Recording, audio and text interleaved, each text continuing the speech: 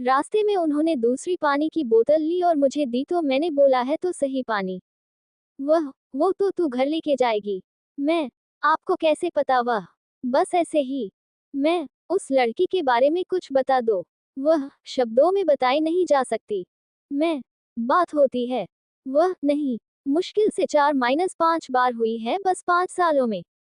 मैं, कैसी लड़की है आपसे ना बात करती? वह, बस ऐसी ही है। फिर मुझे ड्रॉप करके वो घर चले गए। मैंने इंस्टाग्राम अकाउंट बनाया उनकी बातें करने के लिए। पहले इस्तेमाल नहीं किया है। मैंने मैसेज किया तो उन्हें देखा नहीं। फिर आंटी जी, उनकी मम्मी का कॉल आया तो मैंने उनको बोला कि मैंने इंस्टाग्राम पर मैसेज रिक्वेस्ट डाली है। फिर उनका रिप्लाई आया और ऐसे ही बस 10-15 मिनट बातें होती थी। कभी नहीं भी, वो बस इसलिए बातें कर रहे थे औपचारिक तौर पर भी कि मैं मना कर दूं, जैसे एक कन्वर्सेशन शेयर करूंगी मैं। कब आएगा तेरा डिसीजन रिजल्ट? मैं, आपके जाने से पहले। हे, सोच समझ कर फैसला लेना क्योंकि जिंदगी बर्बाद हो जाती है एक फैसले से। मैं, जैसे उदाहरण के लिए, मैं, ऐसे मना करोगे? हे, सिर्फ सलाह दे रहा हूँ। Okay bye. मैं, क्या हुआ? हे, कुछ नहीं। वैसे तू 1 मिनट भी नहीं पढ़ती है ना? कानून करने वाले बिना पढ़े ही कर लेते हैं क्या? मैं, क्यों पढ़ना है? आप हो तो सही।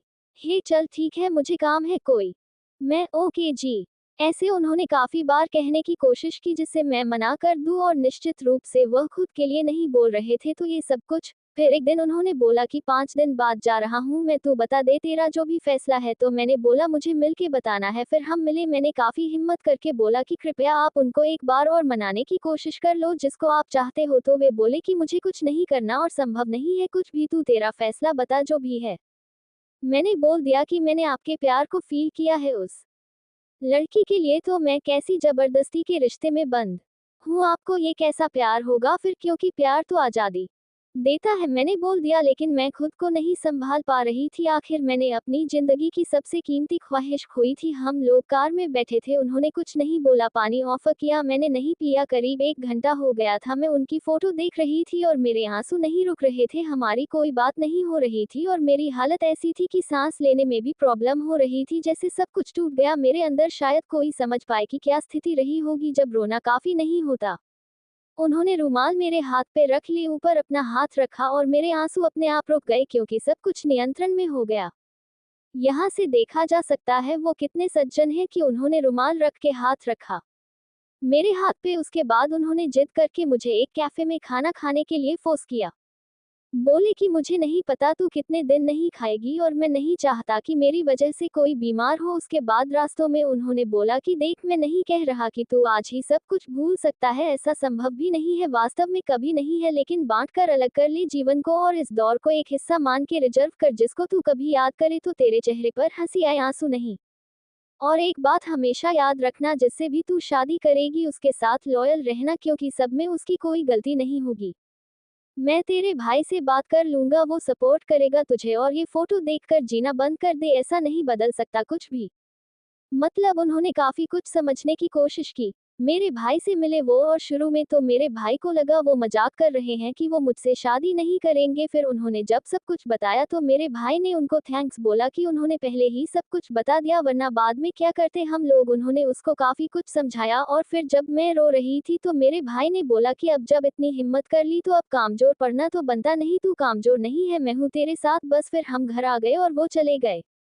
मेरे लिए नामुमकिन सा था सब कुछ और विस्तार से समझाया नहीं जा सकता सब कुछ। वो कनाडा चले गए। मुश्किल तो थी ही दिन निकालने, लेकिन कोई ऑप्शन नहीं था। मैं कोशिश भी नहीं कर रही थी उन्हें दूर होने की और फिर घर वालों ने मुझे कनाडा भेजने का फैसला ले लिया। वास्तव में पहले से तय था। फिर मैं चली गई। मेरे भाई का वीजा कुछ दिन बाद आना था तो मुझे अकेले ही जाना पड़ा और जाने के 2 दिन बाद ही मेरी तबीयत खराब हो गई। जलवायु परिवर्तन की वजह से वो मुझे 3200 किलोमीटर दूर वैंकूवर और वो मॉन्ट्रियल में उनके पास। मेरे भाई ने कॉल किया कि मेरी तबीयत खराब है और फिर उन्होंने बोला कि मैं तो काफी दूर से किसी को भेज देता। मैं एक लड़की को अस्पताल ले गई और उसने ही मेरा ध्यान रखा लगभग 15 दिन, जब तक मेरा भाई नहीं आया था और मुझे पता भी नहीं था कि उसने भेजा है इस लड़की को। मेरे भाई ने आके बताया। वह मुझसे मिलने नहीं आए और वैसे मैंने उम्मीद भी नहीं की थी कि वह आएंगी। लगभग 3 महीने हो गए। मैं मूव नहीं कर रही थी। मैंने कोशिश भी की, फोटो ना देखी, लेकिन कुछ नहीं हो पाया। इतने सालों में कभी उनको याद करके रोई नहीं थी क्योंकि मैं उनसे मिली नहीं थी। मैंने उनको ठीक से देखा नहीं था लेकिन मिलने के बाद अब एक भी रात ऐसी नहीं जा रही थी जब मैं रोई नहीं हुई।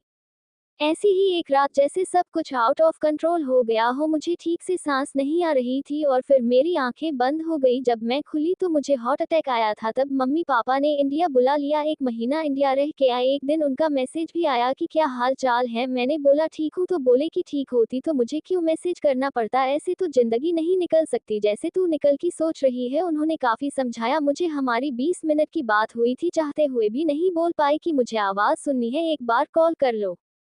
उसके बाद कनाडा वापस आ गई। अब वो यहाँ नहीं रहे, मुझे नहीं पता कहाँ है। 2 महीने हो गए हैं मुझे उनकी फोटो देखे हुई, लेकिन ना तो उनको एक मिनट भी भूल पाती हूँ, ना ही सोच पाती हूँ कि किसी और से शादी करूंगी। अगर मैं स्वीकार करूंगी तो मुझे कुछ नहीं पता, बस ये है कि कोशिश कर रही हूँ आगे बढ़ने की और हर रोज यही दुआ रहती है जहाँ भी है खुश रहे हमेशा। किस्मत वाली हूँ कि इतनी लड़कियां चाहती हैं उन्हें और आंख मूंद कर ही चाहती हूँ, लेकिन कम से कम मुझसे वो मिले, हमारी बातें हुई और मिलना ना मिलना तो तकदीर की बात है। मीरा को कृष्ण जी मिले नहीं लेकिन फिर भी उनका प्यार अमर है। चाहे कल कुछ भी हो लेकिन किसी से शादी करूँ तो भी उनके लिए प्यार हमेशा जिंदा रहेगा। ऐसे ही वीडियो देखने के लिए हमारे चैनल को लाइक एंड सब्सक्राइब करें। Thanks for watching.